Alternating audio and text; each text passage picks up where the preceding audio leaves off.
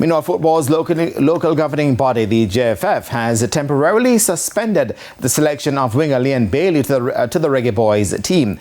This decision has been made in light of recent circumstances surrounding Bailey's comments and non-participation in the Copa America 2024 team despite being selected. Consideration was also given to his stated desire to take a break from national duties, and suspending his selection will guard against any further miscommunication, the JFF said in a statement. They've also referred this matter to Mr. David Watt, the newly appointed chairman of the Disciplinary and Ethics Committee.